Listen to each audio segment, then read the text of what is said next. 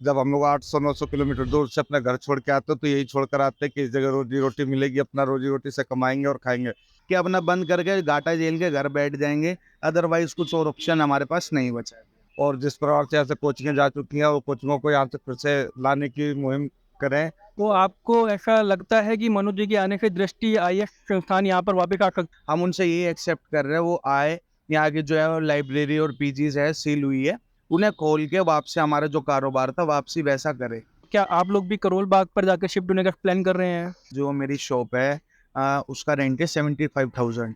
मुखर्जी नगर में उनके आने से अगर हमारे रोजगार में बढ़ोतरी आती है, तो हम उनका शुक्रिया अदा करेंगे। 1 से 1.5 लाख रुपए इलेक्ट्रिसिटी बिल भी वगैरह मिला के, ये सब चीज़ एक्सपेंस मेरे को देने पड़ते हैं। शायद दिल्ली भी यही सोच कर आए थे कि मुखर्जी नगर जाएँगे और अपनी मुखर्जी नगर में रेहड़ी लगाकर 2 पैसे कमाना सीखेंगे।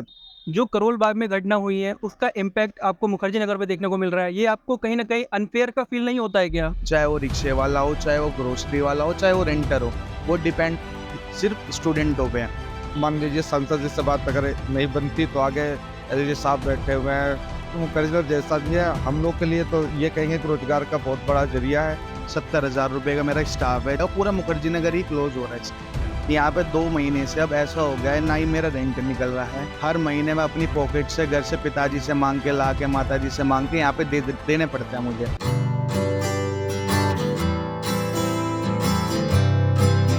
दोस्तों, आज हम आए हैं मुखर्जी नगर में। मुखर्जी नगर में जो एक मुहिम चल रही है, इसको जानने की कोशिश करते हैं, जिसमें कहा जा रहा है कि मनोज भैया आएँगे और मुखर्जी नगर को बचाएँगे और साथ ही ये भी कहा जा रहा है कि एलजी साहब आएँगे और मुखर्जी नगर को बचाएँगे। तो हम यहाँ के लोगों से जानने की कोशिश करते हैं, आखिर ये मुहिम क्या है और इसके पीछे की सच्चाई क्या है? ऐसा क्या हो गया मुखर्जी नगर में जो इसको बचाने की ज़रूरत पड़ रही है? मनोज भैया आएँगे और मुखर्जी नगर को बचाएँगे। आपने ये बात सुनी है? यस। इस अभियान का आपके जो है नज़रिए से क्या मीनिंग निकल के आ रहा है? हमें तो ये खुशी होती है अगर उनके आने से ये फ़र्क पड़ता है कि हमारे मुखर्जी नगर में उनके आने से अगर हमारे रोज़गार में बढ़ोतरी आती है, तो हम उनका शुक्रिया अदा करेंगे कि वो आए और इस बात का सूचित करें कि हमारे को रोज़गार जो है ज़्यादा प्रभावित रोज़गार मिल सके और रोज़गार पे जो हमारी इस टाइम रोज़गार दबा हुआ है, वो रोज़गार उठकर बढ़ जाए। और जिस प्रकार से ऐसे कोचिंगें जा चुकी हैं, वो कोचिंगों को यहाँ से फिर से लाने की मुहिम करें। बस मैं उनसे यही गुज़ारिश करना चाहता हूँ कि मनोज जी आएँ और इस चीज़ का हम लोग तो को। आपको ऐसा लगता है कि मनोज जी के आने से दृष्टि आईएएस संस्थान यहाँ पर वापस आ सकता है? देखिए, कुछ कहा नहीं जा सकता, किसी के आने से और किसी के पास जाने से ही कोई बात का प्रभाव पड़ता है। उनके आने से अगर हमें लगता है, तो ही हम लोग उनका शुक्रिया अदा कर रहे हैं यहाँ आने के लिए और वेलकम भी कर रहे हैं, क्योंकि अगर वो आएँगे तो ही जाके कोई बात निर्णय होगा कि यहाँ कोचिंगें चलेंगी कि नहीं चलेंगी। वो अपना जाकर कैबिनेट में, चाहे संसद में जाके इस बात का मुहिम तो रखेंगे, ताकि ये कोचिंग खुल सके, जो कोचिंग की कमजोरियाँ हैं वो पूरी हो सके। तो सांसद जी जो हमारी बातों को, जैसे हम रेहड़ी पटरी लगाते हैं, तो हमारे इस टाइम रेहड़ी पटरी में काम बहुत दबा हुआ है। तो शायद उनके आने से ये लगे कि कुछ यहाँ बच्चे आएँ और पढ़ें, तो हमारा भी रोज़गार बढ़ जाए। तो उनका आना भी बहुत ज़रूरी है। तो आप एक बात तो मानते हैं कि दृष्टि आईएएस के जाने से आप लोगों के जो काम धंधों पर बहुत ज़्यादा इम्पैक्ट आया, राइट? जी, जी, बिल्कुल, इस बात का है सर। दृष्टि सरकार यहाँ कोचिंग जो बंद पड़ी है, तो उनके जाने से भी हमें बहुत काम पड़ा और बाकी जो भी कोचिंगें यहाँ पे अथवा बंद हो भी पड़ी हैं सारी। जैसे पीजी बंद हो गई है, लाइब्रेरी भी बंद है, कोचिंगें बंद है, तो इससे सर प्रभाव तो पड़ता ही है काम को लेकर। और जो यहाँ पर मान लीजिए जो पहले की भीड़ होती थी जब दृष्टि आईएएस थी और अब की भीड़ जो है, इसमें आपको कितना अंतर दिखाई पड़ता है? सर मुझे तो बिल्कुल दिख रहा है, साफ दिख रहा है कि जो भी मुखर्जी नगर क्राउड है, वो सिर्फ स्टूडेंटों के पीछे है। अगर मुखर्जी नगर में कोचिंग, लाइब्रेरी जो भी है, क्लासें अगर ये नहीं चलती है, तो मुखर्जी नगर का यहाँ रोजगार बिल्कुल ही खत्म हो जाएगा। भैया आपका नाम क्या है वैसे? मनोज कुमार। मनोज कुमार। मनोज। और आप कहाँ से हैं? मैं यूपी गोरखपुर से हूँ सर। यहाँ पर रोजगार की वजह से आया पड़ा था, यहाँ रोजगार अच्छा चल रहा था, तो इसके विषय में मैं यहाँ पे आया पड़ा था सर।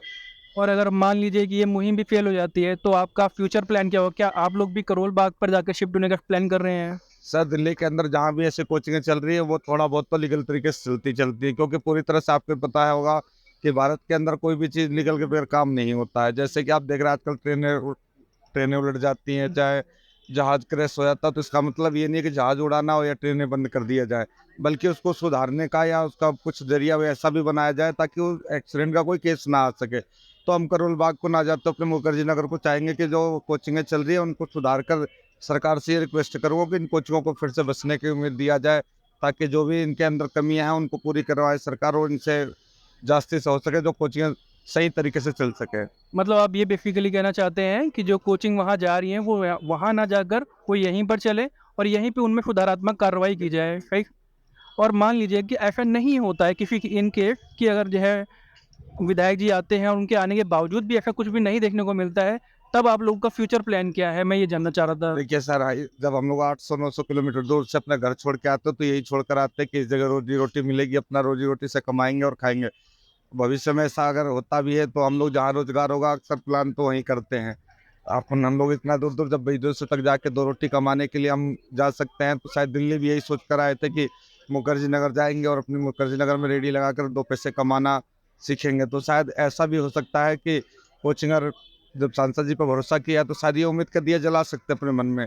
अगर हमारे मान लीजिए सांसद जी से बात अगर नहीं बनती तो आगे एलजी साहब बैठे हुए हैं, और जैसा कि आप जान सकते हैं कि अब सांसद भी है तो सांसद में प्रस्ताव रखते हैं तो वहाँ मोदी जी भी होंगे, मोदी तक जी भी बात जाएगी। और मैं कुछ मीडिया कर्मियों से भी कहना चाहूँगा कि जो आप ये मुखर्जी नगर में अफवाह फैला रखे हैं कि मुखर्जी नगर ऐसा वैसा है, तो आपको लिए बता दूं मुखर्जी नगर जैसा भी है हम लोग के लिए तो ये कहेंगे कि रोजगार का बहुत बड़ा जरिया है। हमारी रोजी रोजी इस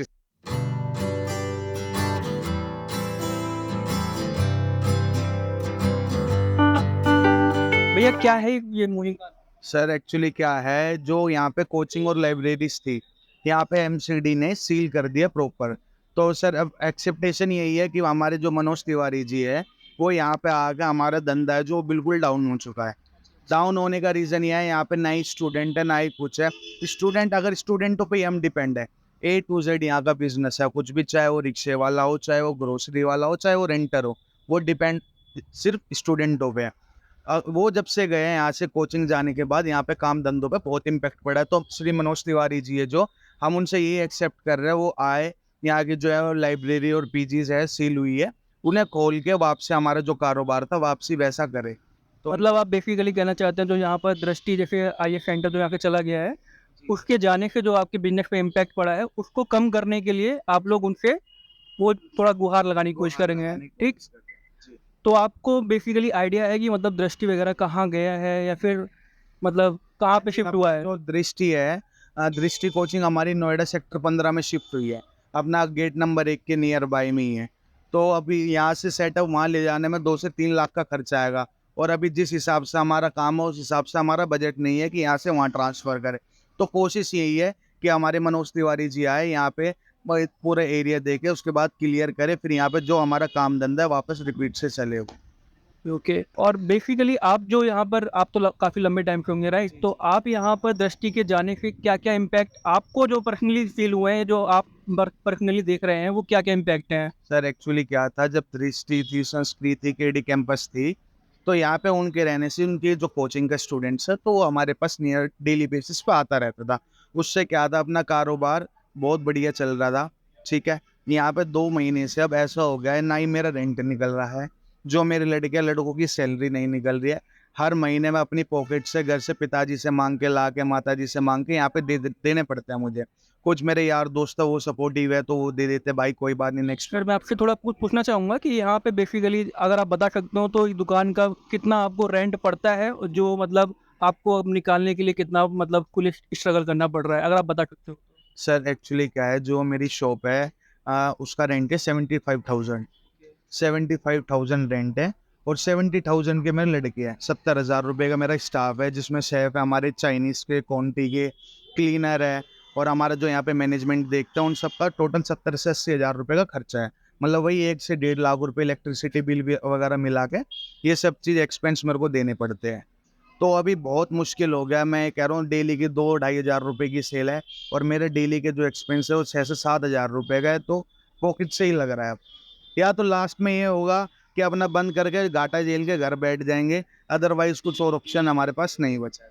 मतलब दृष्टि के जाने के बाद बेसिकली आपको ये समझ में आ रहा है कि आपको ये बिजनेस कहीं ना कहीं ठप होने के कगार पे खड़ा है? जी बिल्कुल, या तो ये सेटअप बंद करके अपना घर बैठना पड़ेगा, कहीं नौकरी करनी पड़ेगी। यहाँ पे मैं 1.5 से 2 साल हो गए मेरे को कारोबार संभालते हुए, और भगवान की कृपा से बहुत अच्छा चल रहा था। बस अब लास्ट मोमेंट पे ये कुछ ऐसे सिचुएशन आ गई है जिस वजह से क्लोज करना पड़ेगा। पूरा मुखर्जी नगर ही क्लोज हो रहा है इस टाइम पे।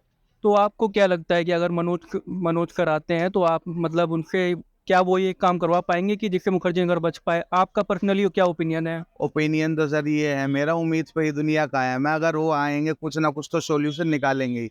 अगर वो सॉल्यूशन निकालते हैं तो हमारे जैसे कहीं यहाँ पे जिसका काम धंधा चल रहा है उनकी कहीं ना कहीं थोड़ी बहुत बच जाएगी, स्थिति बच जाएगी, बिल्कुल डूब के मरने वाला हाल नहीं होएगा जी। भैया जो आप देख रहे होंगे, जो एक्चुअल में यहाँ पे जितनी कोचिंग वगैरह जा रही है, ये टेक्निकली देखा जाए तो इम्पैक्ट है जो करोल बाग में घटना हुई है, ठीक?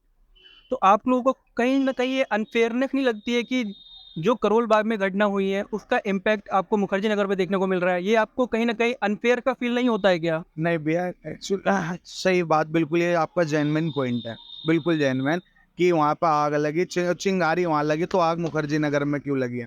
ये इसका रीज़न भी देखो, कुछ एमसीडी पे, यहाँ पे एमसीडी पे दबाव आया है कि पूरा मुखर्जी नगर, क्योंकि यहाँ पे पहले भी हादसे हो चुके हैं। अभी यहाँ पे पीछे कोचिंग में आग लगी थी, कई बच्चे हादसे में अपनी जान गंवा बैठे थे, समझ रहे हो। तो एमसीडी भी रूल रेगुलेशन चाहते हैं, जो भी यहाँ काम हो अपना सही तरीके से हो, फायर एनओसी हो, हर चीज़ हो, जब यहाँ पे काम धंधा चले, अदरवाइज नहीं। पर ये बहुत गलत हुआ है कि अगर वहाँ पे पानी भरा तो दिक्कत यहाँ हुई है, तो ये बहुत गलत हुआ है। मुखर्जी नगर में सारी कोचिंग, वहाँ करोल बाग में सारी कोचिंग यहाँ से शिफ्ट हो गई है, दृष्टि हिंदी मीडियम अपना वहाँ पे चालू हो गया। ये बहुत गलत है इस चीज़ को देख के।